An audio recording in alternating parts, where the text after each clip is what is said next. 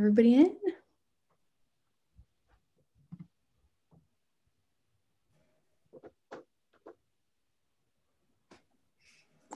Welcome, welcome, welcome to everybody who's rolling in. As everybody continues to come, we are going to play a little bit of music and get started here in a couple of minutes. And while we wait, let us know in the chat, where are you Zooming from today? And also, what did you have for lunch, or what will you have for lunch? So where are you Zooming from, and what did you eat for lunch, or what will you eat for lunch?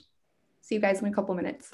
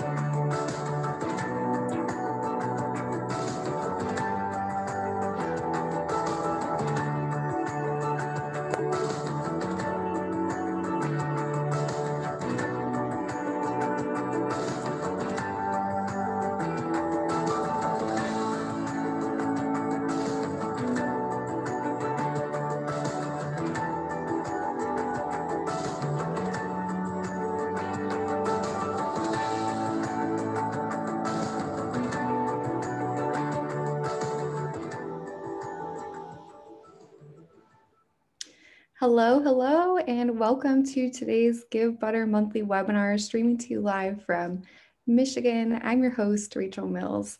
In today's webinar, we have an incredible panel of two fundraising experts who are going to help us understand the unique challenges and opportunities of faith-based fundraising. We are so glad that you're all here to join us today. Up first, a couple of housekeeping items. For today's agenda, we are going to start with a quick welcome and introduction. Then we're going to talk about those unique opportunities and challenges. And finally, we're going to end with a live Q&A. A few more housekeeping items. Please use the Q&A to ask any questions that you want our panelists to answer at the end. We have Kate here from Givebutter's customer success team to answer any Givebutter specific questions that you may have. Kate, thanks so much for joining and helping today. We love feedback, so please don't be shy about using the chat to connect with one another, to talk to us as panelists. And of course, if you know Givebutter, you know we're not ashamed or shy about our emoji or pun use, so please join the fun. We will email you a recording of this webinar with the slide deck, as we do for every monthly webinar. So no worries, you don't have to take a bunch of notes. You don't have to look up the links. We got you covered. We'll send you those tomorrow. And last but not least, after this webinar, our private Facebook group is a great place for you to connect with other fundraisers on this call, which is called the Givebutter Fam. So comment Y below in the chat if you are already in the Givebutter Fam. And if you're not, Kate is going to add a link here for everybody to join the fun so that you can ask more questions, connect with panelists, connect with each other, and then other Givebutter fundraisers in general, as well as past webinars. If you're wanting to connect with others, that would be your place. Like I said, I'm your host, Rachel. I am calling from Kalamazoo, Michigan today. I'm representing Givebutter's marketing team. And since I was 16, my aspiration has been to help others help others. I'm a certified nonprofit professional with more than a decade of experience. I've worked with a lot of large nonprofits like United Way, World Vision, Big Brothers Big Sisters, and communities and schools. Way back when, I got my fundraising career started with faith-based organizations. Like I mentioned, World Vision is one of those very first organizations that I got started with. So I feel so honored to be your host for today's call because this topic is so near and dear to my heart. And still to this day, I carry with me a values-based fundraising approach, and fundraisers like you who are raising funds for faith-based communities are some of my very favorite to connect with. So I'm so happy to get to chat with all of you today. My fun fact is that I'm also a fierce mental health advocate, and by night, I'm a limited license professional counselor. Speaking of connecting with each other, I would love for you to connect with me on LinkedIn or shoot me an email if you have any feedback about this webinar afterward at rachel@givebutter.com. Before I introduce you to today's wonderful panelists, Nolan and David, I would love to hear in the chat, what good causes are you all representing today? I can see that you're all calling from all over today. Please let us know, what charities or good causes are you raising funds for or passionate about? And as you do, also please give a warm welcome to our panelists today, Nolan and David, who are also representing some amazing faith-based causes. Matthew, thanks for joining us today with Homeless Services. Jake, fighting the good fight against human trafficking. Sarah with disaster relief. Thank you all so much for joining. Before I introduce our panelists, if you're not already familiar, I know many of you are, Givebutter is a modern fundraising platform designed to help you raise more, pay less, and give better. We get asked a lot, what's up with the name Givebutter? And it simply means a better way to give. Givebutter is a free fundraising platform. It is easy to use. And my favorite part about Givebutter, it's just downright fun to use. And if you're a Givebutter user, you know that's true. If you are looking to learn more about how to take your Givebutter experience to the next level with Givebutter Pro and Premium, where you can do really fun things like white label your fundraising experience, I'm going to link at the very end of the slide deck to Pro and Premium. But thank you all again in the Givebutter fam who are joining. And if you want to learn more or connect, just email hello@Givebutter or go to givebutter.com. So to kick things off with our panelists, please give a warm welcome in the chat to our first panelist, Nolan. Nolan, I'm going to let you go ahead and introduce yourself. Awesome. Thanks, Rachel. Hi, everyone. It's a pleasure to be here and be with you. My name is Nolan. I'm coming to you from Washington, D.C., and I work for BBYO and manage strategy and operations there. And I'll get into 1 second what BBYO is. I know you see a short description on the slide, but I need to get to my fun fact first because I think it may bring up some questions. I am named after Abraham Lincoln. It's a little bit of a stretch, but I promise it has a connection. I'm named after my grandfather. His name was Norman, but his middle name was Lincoln because he was born on Abraham Lincoln's birthday. And so my name, Nolan, middle name Lee, is after him.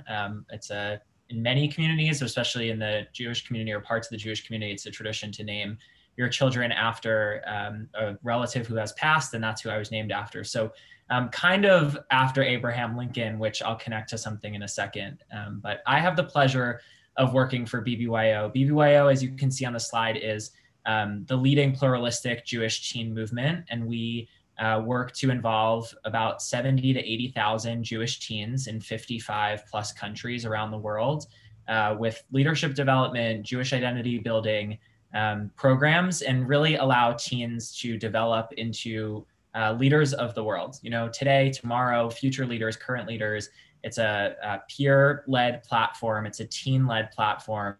And it's a network of teens who do good around the world and do it based on Jewish values and in developing their Jewish identity, and who do it in crazy ways. We push the envelope on what it means to be a youth movement and a youth organization, and that goes to fundraising and it goes to so many other things as well. At BBYO, I manage a lot of our initiatives and campaigns that connect our teens around the world. So it allows us to have a teenager who lives in Sofia, Bulgaria, to feel connected to a teenager who lives in Austin, Texas, to feel connected to someone who lives in Winnipeg, Canada.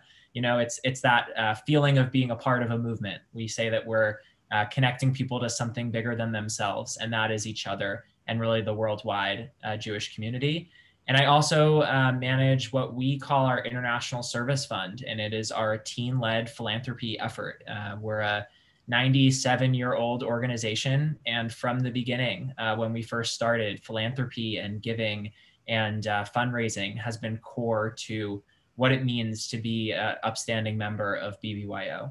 And so, of course, our organization as a nonprofit does fundraising, and you know, that's how we sustain ourselves. But our membership itself actually does fundraising for its own philanthropy and for being able to give to both scholarship to allow more teens to participate and to external causes when our members themselves decide and via democratic process that they want to do that.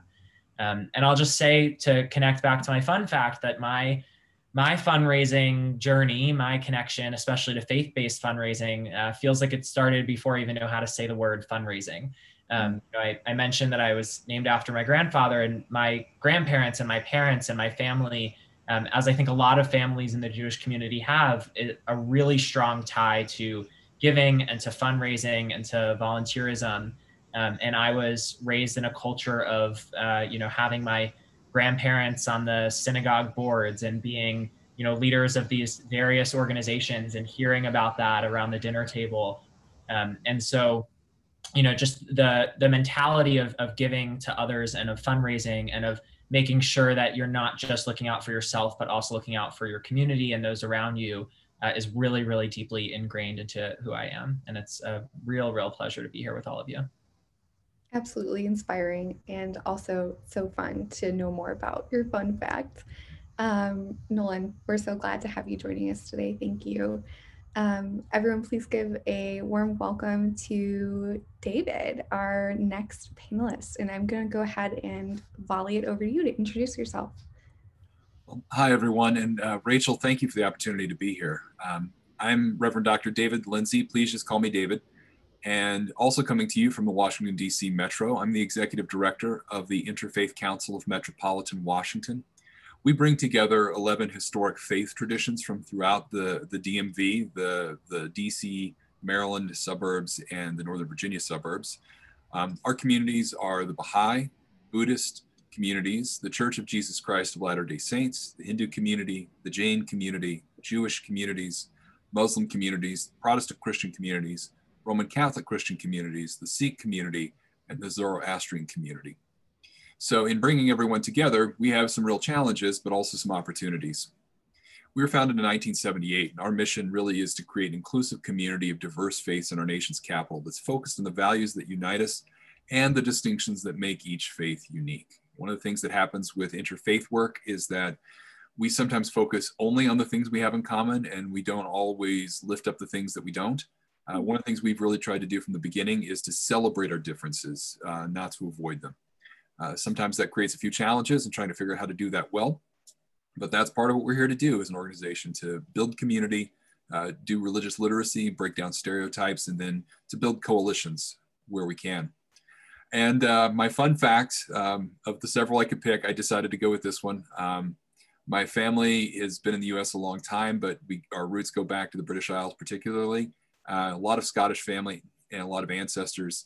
And so I was shocked to learn that despite all of the horror stories I'd heard, I actually do like the taste of haggis. I've gone to Robert Burns nights over the years, and I actually really enjoy it. It's mostly oats.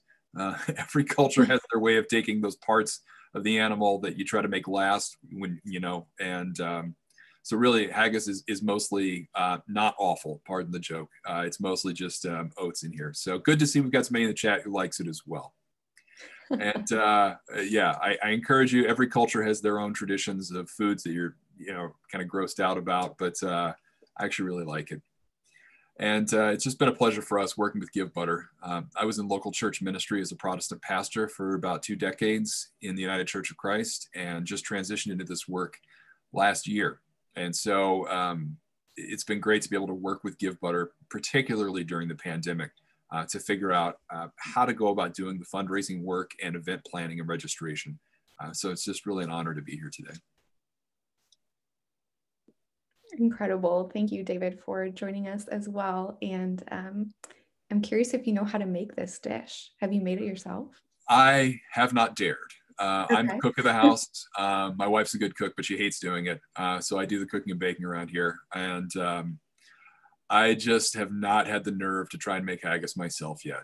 I feel like I should at some point, but you know, I just have not been able to kind of get up the nerve to do it. Okay, maybe someday. Maybe that'll be a fun fact when you come back as a panelist. So we're going to switch gears here to talk a little bit more about today's main topic, which is unique challenges and opportunities that faith-based organizations face when they're fundraising. So just a friendly reminder before we dive in, please leave your Q&A throughout. You don't have to save them to the very end for a Q&A section that you have for panelists. If they mention anything that sparks interest for you or that you'd like to hear more from one or both of our wonderful panelists today, please leave it in the Q&A and not the chat so it doesn't get lost. And I'm wondering, as we transition here to talk about unique challenges, what are some unique challenges that you have faced as a faith-based organization or fundraiser in the past? Let us know in the chat, what are some unique challenges that you have faced before? We'll give everybody a few seconds here to share their thoughts on that before the panelists take the question.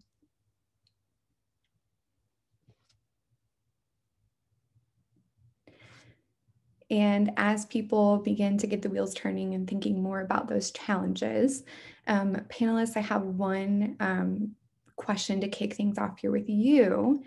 Could you tell us about a time where you faced a challenge that was particularly related to raising funds as a faith-based organization? And either one of you, feel free to just dive right in.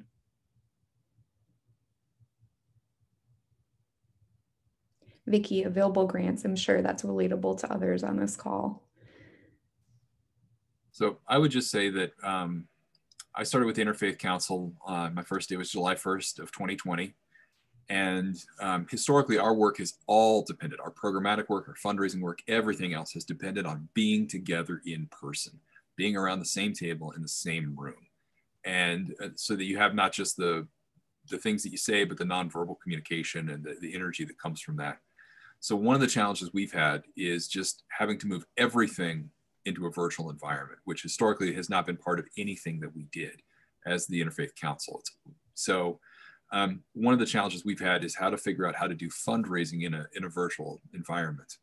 Mm-hmm. Years ago, I was a little intimidated by fundraising and doing some of this work. And one of the things that really helped me out as a local church pastor was learning that fundraising is not just about asking for money every time you see someone every day. That there's this whole, that the ask is kind of like the tip of the iceberg, but that 90% of fundraising is beneath the surface. That you only see just the ask at the end. There's all this work that happens leading up to that, of relationship building, of getting to know people, of demonstrating care, of being able to communicate your vision. If you're not sure of your vision, how do you do it? One of the unique challenges we've had this past year is how to do what we do virtually. And just as an example, our primary fundraiser every year, we're not very grant heavy in our funding streams. We're pretty dependent on a variety of donations and donors. And we have an interfaith concert that we do every year in November, which is our biggest fundraiser. We have an honoree who helps offer their Rolodex, and then either they make the calls or we make the calls to go out and get to know people to try to raise usually in the low 6 figures, but usually in the 6 figures if at all possible. Well, in addition to trying to raise money in a pandemic, our major fundraiser is about the worst super spreader you could possibly have, which is to stuff 500 people who are mostly strangers into a room and have them all sing. Mm-hmm. And so we had to figure out how to translate all of that into a virtual atmosphere. And I just wanted to kind of share a little bit. going to share my screen here just to show you some of the challenges we had with that. Thank God we had Givebutter here to help us do this. But I just want to show you, because I understand several of you already use Givebutter. So actually, I'll just kind of talk you through it because I don't want to take away from the slides that we see here. But when we started using Givebutter for this event, we found this was one of the first major events for which we used Givebutter. And so as we were going through kind of the learning curve of figuring out how to do it, we had our general donations page, and some people gave to the concert there. We had our donate to the Interfaith concert page, and some people gave there. And then we had join us virtually for the annual Interfaith concert. So we had to kind of figure out how to get through all these different streams, which was not Givebutter's fault. That was us and our learning curve as users trying to figure out on the back end, and then how to communicate that to our bookkeeper, and so that we could get everything working. Also in DC, and Nolan, I'd be curious to know if you all face this as well. Our giving tends to go down every 4 years because of the presidential election. So we can actually follow the pattern even before the pandemic of 2012, 2016, and 2020. Our giving tended to go down because people's donations are getting divided across a variety of places. But because of Givebutter, the dip that we expected, that we would have expected, actually was not nearly as bad as it was in 2012 and 2016. And Givebutter really helped us get through that. But you know, it's really trying to figure out how to give people common experiences and have people build relationships virtually has been a real challenge for us. Mm-hmm.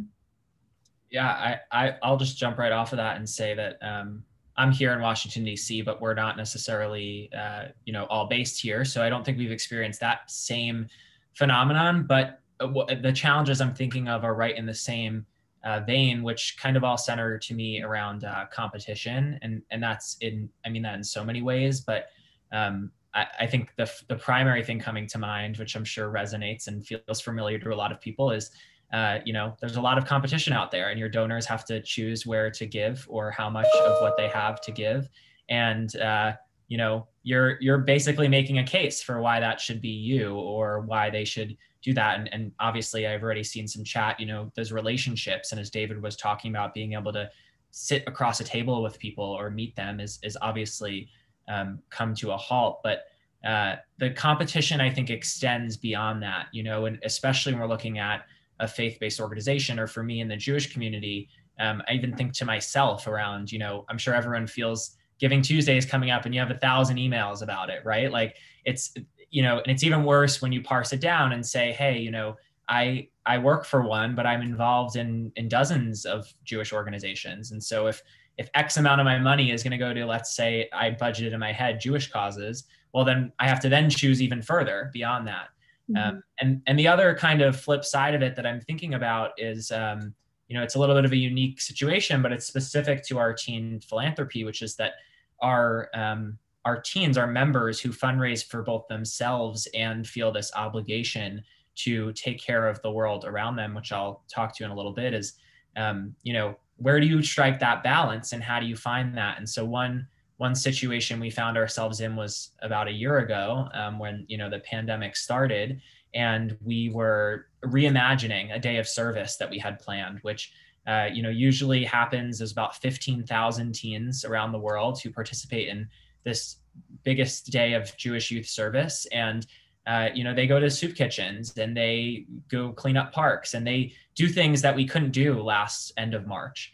And so immediately we said, hey, how can we turn that around and how can we fix that? It was a challenge of the moment. That wasn't a fundraising challenge, and fundraising actually became the solution, because when we thought about things that people could do from home and at a distance and via their phones and computers, it became fundraising. And we enacted a kind of giving circle model where we chose some organizations that our members had voted upon and had decided were doing important work. And we found that balance. Some of them, you know, we had those conversations about, do we do Jewish organizations or non-Jewish organizations? You know, Doctors Without Borders is doing excellent work, and Mazon, the Jewish Response to Hunger, is doing it as well. And both were, you know, combating really serious things that had come up at the beginning of the pandemic. And we ended up employing this kind of giving circle model where we chose 4 different organizations and fundraised a collective pool. And then actually at a live fundraising event that we hosted via Givebutter, which was really, really awesome last spring, our membership decided how to allocate those funds across those organizations. And so it was both a challenge and became an opportunity because, that competition we used in a way that I think really allowed for more success because it brought awareness to other issues that were happening in the world. It allowed us to not just care for ourselves, but also, as we know, is equally as important, care for others around us. And, doing that in that new creative live stream, everyone from home way, and especially doing it on Givebutter really allowed us to push the envelope, kind of like I said before, on what it meant to fundraise, and especially what it meant to fundraise in a year that 2020 was. Yes, yeah, I absolutely. The virtual pivots were huge for all charities, but in particular a challenge for faith-based communities because we're so used to doing those events, those sacred gatherings in person, regardless of faith background, right? And so it's a unique challenge. But it sounds like both of you were able to take that challenge and utilize Givebutter to move to a platform that's living and active and really give a voice to your constituents and supporters of your organization. I'm wondering, pre-COVID, did you have different types of challenges that you faced with faith-based organizations, whether that be for your current org or if you volunteered for other faith-based or donated to other faith-based organizations? Anything that comes to mind pre-pandemic for you?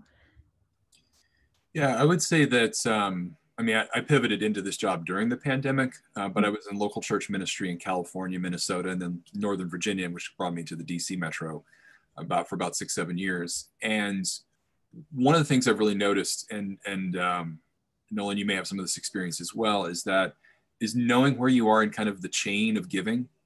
So for example, at the Interfaith Council, we're secondary or even tertiary in people's giving. We expect our board members and we expect our donors to give more to their local faith community than they do to us. Now, if they choose to do differently, then so be it, but we don't expect that from them, And so, but whereas and I think still to this day, the local faith communities still receive more of the piece of the pie of nonprofit giving in the United States than any other segment. Mm-hmm. So faith-based institutions still really receive most of that. So, the pitch is a little different when you're in a nonprofit setting or when you're not the primary donation. Mm-hmm. You can't necessarily appeal to, you come to worship every single week. You come to a small group every single week, and you have that kind of relationship building that happens whether or not the leadership is there, whether or not staff is there. So, for us, it's really about trying to find the pitch and find how do you make the case? Because for us, we're not a direct service organization. We support direct service organizations, but we're a convener. We bring people together. We create curricula, but we're not like a homeless shelter. We're not a food pantry. We promote groups that do that, but we're not doing that ourselves. So for us, it's always been about how do you make the pitch and really define your mission and vision really, really clearly as a nonprofit. Nolan, I don't know if you all have that experience as well.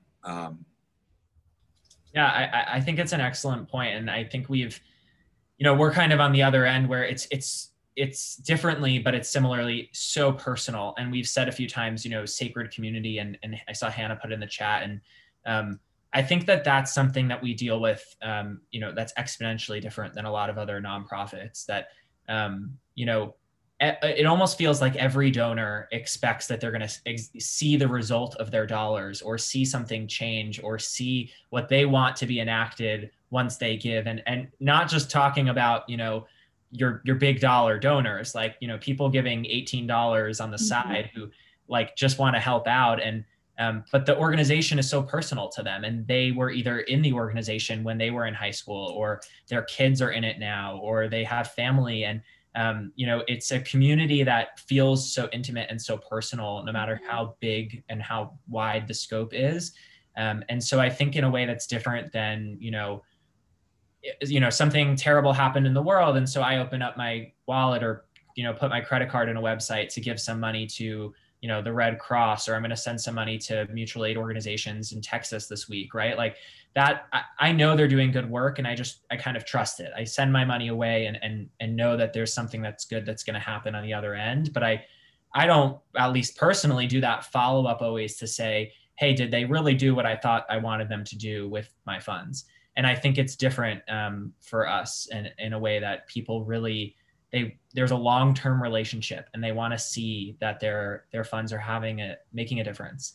And so I think that for us, what that means is that we have to explain to them and really tell that story of what impact their donation is having. We've all done the kind of gimmicky, but $36 gets you this, $54 gets you this, and it's a little silly, but I think it's real to be able to say, hey, $180 powers, one of our chapters to buy a Shabbat dinner for their Friday night experience for 15 kids living in, Tulsa, Oklahoma. Like that whether your $36 goes to that or not, but it makes it feel so much more real. And you realize that like, hey, that was me, or that could be me. And now I'm allowing other people to have that experience as well. And I think that's really powerful, and is something that's a little bit unique to our organization. Oh, those are both such fascinating points about primary giving being different than other types of charities. And then also, Nolan, you brought up the point of that deep-rooted tradition that is so different in giving to faith-based organizations than a lot of charities that have very high turnover rates, or they're the first in their family to give to this type of charity. That's often different in faith-based organizations. So those are both really fascinating points, and I'm seeing a lot of interesting comments in the chat as well. David, did you want to say something else before we move to opportunity? Yeah, I've noticed in the Q&A and in the chat, just something I wanted to speak to. Several folks have asked about starting multi-faith organizations, or figuring out how do you have a multi-faith approach when you're rooted in a particular tradition, but you want to serve people of a variety of faiths.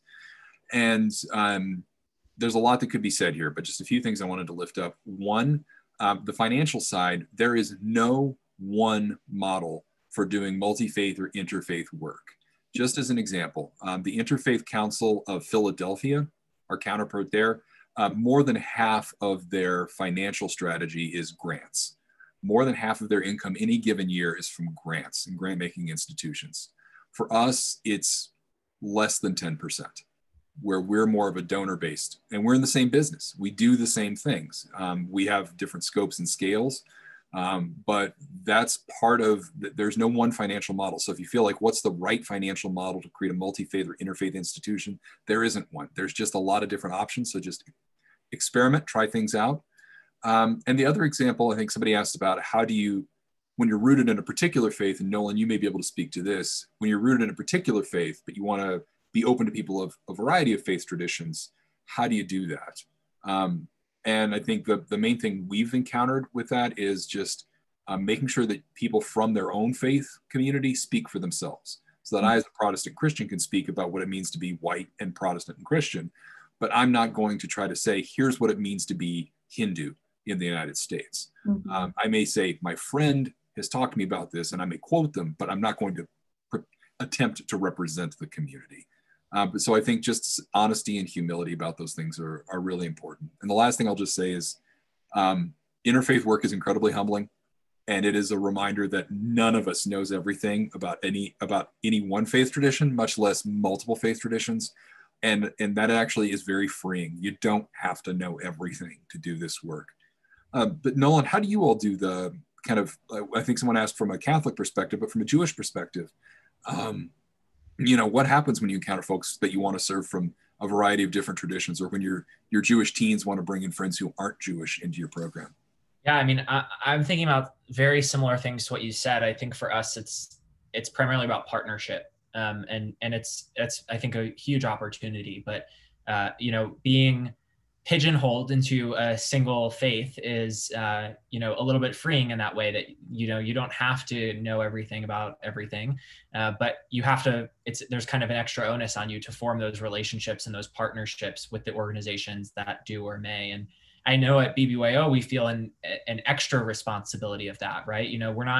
I don't think we're doing our jobs of graduating our high school age teenagers to being productive citizens of the world if we're only letting them see one corner of the world. And so, we have to make sure that we're giving them opportunities to do interfaith work, to, sit across a table with people of other faiths, other identities, other races, other beliefs, because, that's how we make them full, well-rounded citizens of the world. And so I think for us, it's just really deeply about partnership and understanding how we can work together, whether it's with other faiths or other identity, based groups. And, I think there's also those moments that there's a kind of like a sliding scale where, not that anything is closed off, but some things are definitely more, they make sense. We should absolutely, no question about it, be doing it with a larger audience. I'll give the example of, we did a pretty large voter registration and poll worker effort before the election this year, as we called our campaign Voice Your Vote. And we've done that every year for the last bunch of election cycles. And there is nothing specially Jewish about voting. Of course, there are ways that we can talk about, Jewish heritage and the Jewish faith and what things come up in terms of civic engagement and our history with civic engagement, et cetera. But that is a piece when we're like, hey, absolutely, there's no question about it. We should be working with others. If we look at something like our, more of an insular Jewish holiday celebration, although many of those do invite us to welcome in others of other identities. But there's definitely a sliding scale of, when does it make sense to really seek out other partnerships, and when does it make sense to say, hey, we're going to be the experts in what we're doing and we're going to do it really well. And that's kind of where we're going to end it for this. This is great words of advice. We already started kind of naturally talking about unique opportunities. And so as we start talking about unique opportunities that faith-based organizations or fundraisers have, everybody, we would love to know, what are some opportunities that you've experienced? And as everyone's kind of getting their answers in the chat, I'm going to kick it over to you, Nolan and David. I'd love to hear what have been some opportunities that you've encountered when faith-based fundraising?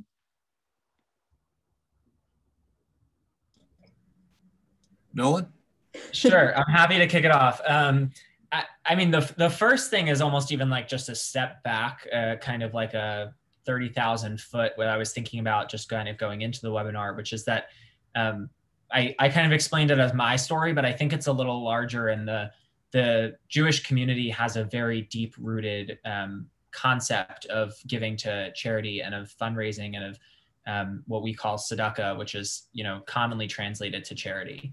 And it goes as far back as farmers were supposed to give, 10% of their crops in the land of Israel to donate, every month. And so that's like been adopted in a modern context in a lot of ways of what percent and how much and where are you supposed to give. But there's these concepts of, of tzedakah, of tikkun olam, of repairing and fixing the world. And they're very deep in a lot of the Jewish community. And so that's, right off the bat, that's an opportunity, because I think a lot, I can't speak for everyone, but I think a lot of Jewish people feel the same way as I do, which is that, this has always been a part of what your family does from the second you were growing up. And so that, I think, kind of eliminates one barrier to a lot of our potential donor base, or even when we're working with our teenagers and talking about fundraising, it's like, we need to work the muscle. We need to build in how it works and how you do it. But the concept of should we give or not feels like that's a little bit of a lower barrier, because of course we should, right? Like there's no question about it. And so I think that just feels to me like, boom, like that is the immediate opportunity that is so clear, because there's this culture of giving, thankfully, amongst a lot of Jewish tradition. And I would say when you're in a faith-based fundraising environment, you're already a step ahead of a secular fundraising environment because of some of what Nolan just talked about. Your donors with whom you're cultivating these relationships expect you to know values and expect you to talk about values and expect to have that conversation about beliefs. When you're out there just trying to fundraise for a secular organization, you're getting to know people, you're going through all the sort of back and forth dance of, okay, we're talking about sports. Okay, now we're talking about your kids. Can we talk about your values? Because part of what you have to do with donor cultivation, regardless of nonprofits, you got to get to know what your donors care about. You know what you care about as an organization, and that's important. That's great. You've got to communicate that. But knowing what the donor cares about, what matters to them, particularly higher end donors that are used to getting asked for money, are not always used to having people care about them. And it may sound funny to say, well, somebody who's particularly wealthy, aren't they doing all right already? Well, a lot of times there is a kind of emotional or spiritual loneliness that comes for folks who are people of means, who see somebody like us, like me or Nolan, walk in and go, all right, where's my checkbook? What do you need? But to try to build that relationship, when you're in a faith-based environment, you know automatically you can come in and have those conversations, and people want you to have that. Now, in an interfaith or multi-faith environment, there is a limitation that is, on the flip side, also an advantage. The limitation is, for us, like, we can't bank on those commonly held values that Nolan talked about, or that when I was a Protestant minister in a local church, I used to appeal to in my own fundraising there, to say, we know that giving 10%, based on the traditions Nolan highlighted, is part of what we value. In an interfaith environment, you don't have that same appeal you can make, but it also gives you an opportunity to walk in the room and say, hey, I know you a little, but I don't know what you believe. And so there's an opportunity to say, tell me a bit about yourself. Tell me about why your faith community matters to you. Before you're even talking about your own nonprofit, just to say, what's your faith tradition? What do you believe? Why does that matter to you? What parts of your faith tradition do you love? If you're willing to say it, what parts are there that you're not so sure about? That there's automatically an entree into that kind of, that deep kind of core belief system, out of which the highest levels of donations tend to come. Right. This is so true. You have an opportunity to connect almost immediately on such a deeper level. It's almost like the door is cracked open before you even meet someone in a faith-based fundraising context, whether it be a virtual fundraiser or major donors. Yes, absolutely. I'm wondering, yeah, Nolan, go ahead. Yeah, I'm just going to jump in really quickly on that, which Sure. I'm sure is not restricted to the Jewish community, is just talking about building those relationships. I think that speaks to, even finding donors and new donors and building new relationships. And, there's a common joke of Jewish geography or degrees of separation that, everyone knows everyone. And I know that that's true of many or all communities, right? And so I think that it opens up doors because someone always knows someone, and that's true everywhere. But I think that's especially true in faith-based communities, where you'll hear about one person through another person, or, I've met people via one aspect of my life and then realized that I actually knew their sibling from another thing, and then made that connection. And then it goes to, okay, who are their parents and what do they do? And those kind of, prospecting and donor identification. And it's, I don't know if it's easy, but it's definitely feels easier when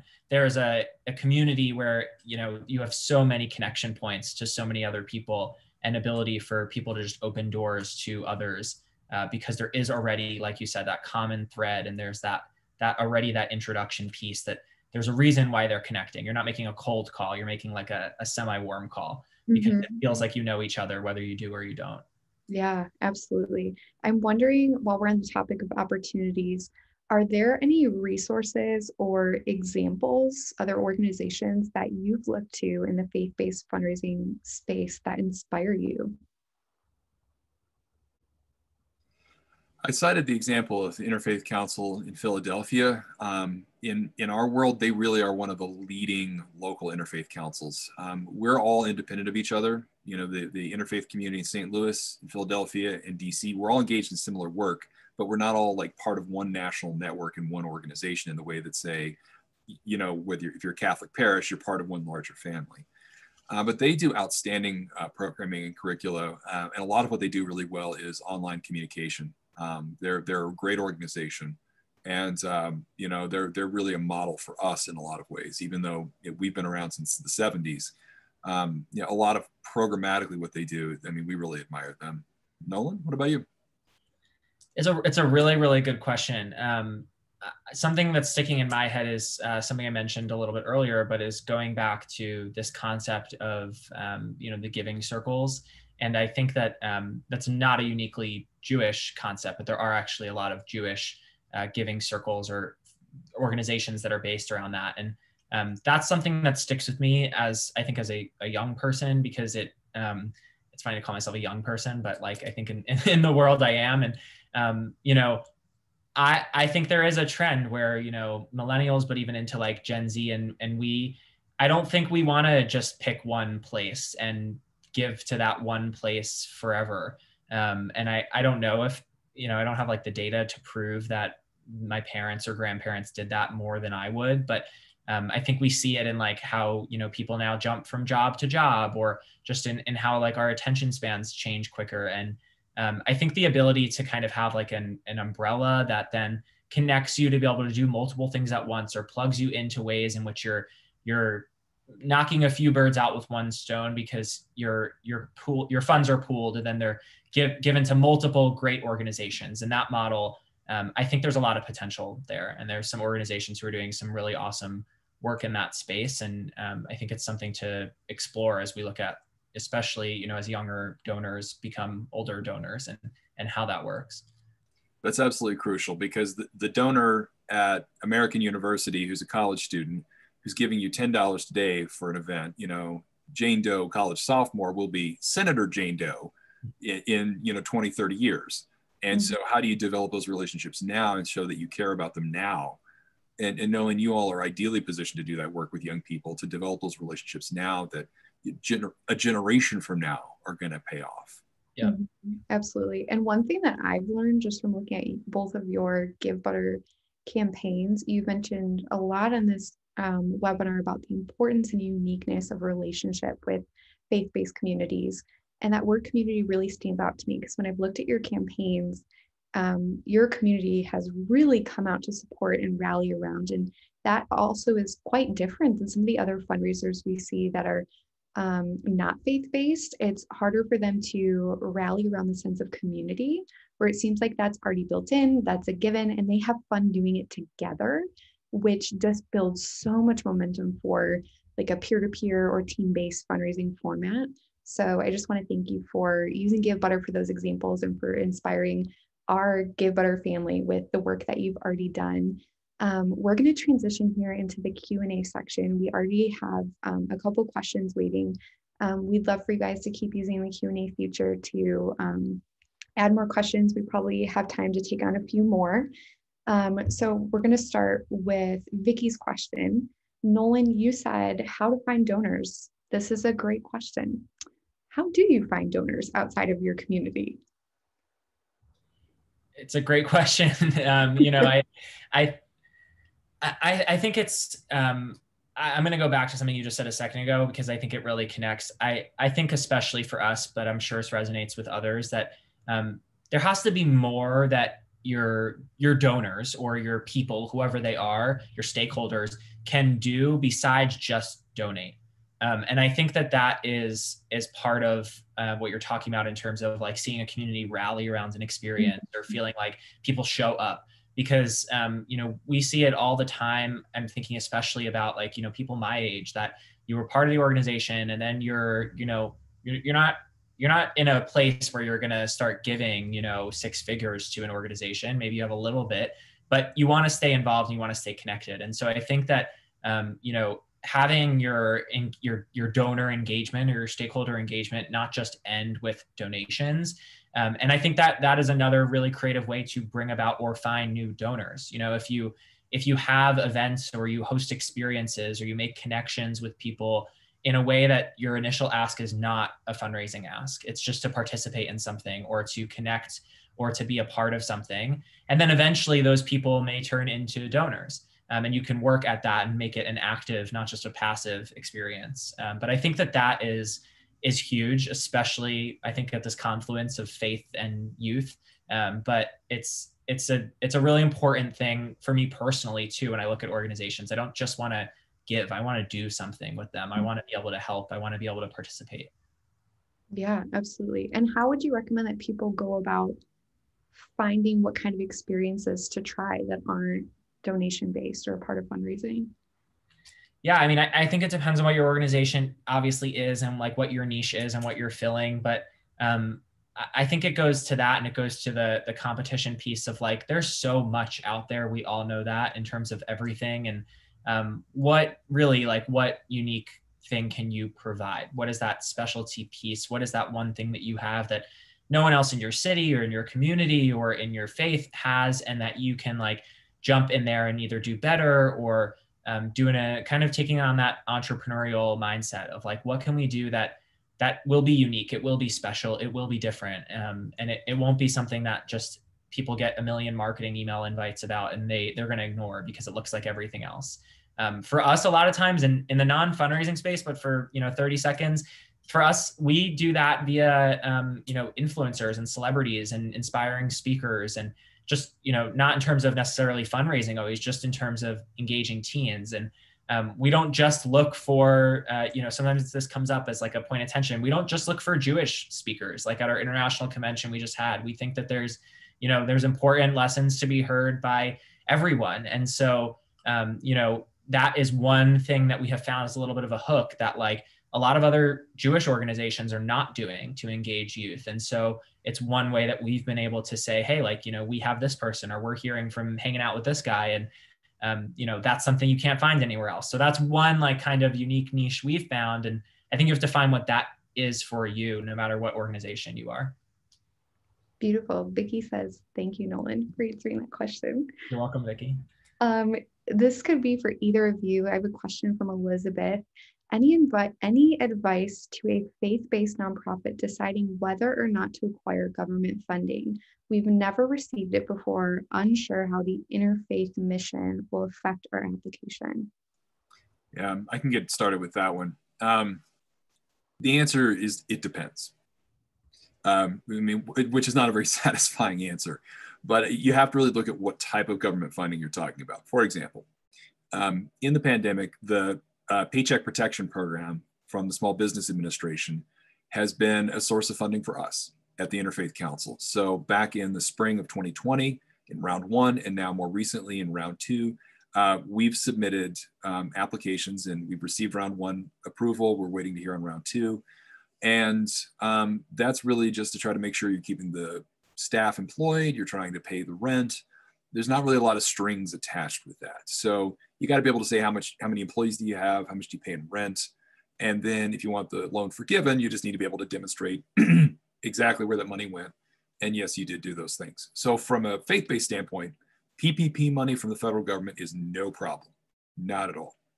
Now, when you get into more targeted things, like you want to make sure that the project you're looking at doing, either from your local government, from a state level government, or from federal government, really aligns with your values. So that, for example, there might be a desire for you to open a food pantry. And there might be like a funding program through your local or state government to really support food pantries. Well, great, no problem. But if you're looking at opening a counseling center, and Rachel, you may know more about this given your experience, that's where it can get a little less clear about opening, like, for example, in the Protestant world, if you're looking at opening something specifically about Christian counseling, and you're looking at getting funding for that nonprofit from a government who wants increased mental health services in your community, that's where you really have to kind of look at it and say, okay, if we take this money from the government, can we offer the kind of faith-based counseling we want to do or not? Yeah. But Rachel, you may know more about that than I do. No, that's a great point. It's so tricky. I would say the unique challenge that I've experienced most with Christian nonprofits that I've worked with, yes, grants have been the most complicated aspect of all types of fundraising strategy, because you're absolutely right. You have to weigh that balance of, are we compromising on our mission or the way that we want to engage in our program? That's a question that the leadership and board has to discuss. But I would say that's an opportunity to definitely bring in experts or hire consultants that have that experience, because they can offer a lot of insight that maybe small organizations who have never tried to get faith-based grants or non-faith-based grants for faith-based organizations can be really helpful for. So yeah, absolutely. Rachel, can I just jump in and address? So Kevin put a question in the chat that I think is a really important point to bring up. Yeah. Kevin says that like almost 50% of college-age youth are non-religious, and there are many organizations building community for them and developing their leadership and activism. How does this impact the growing non-religious population?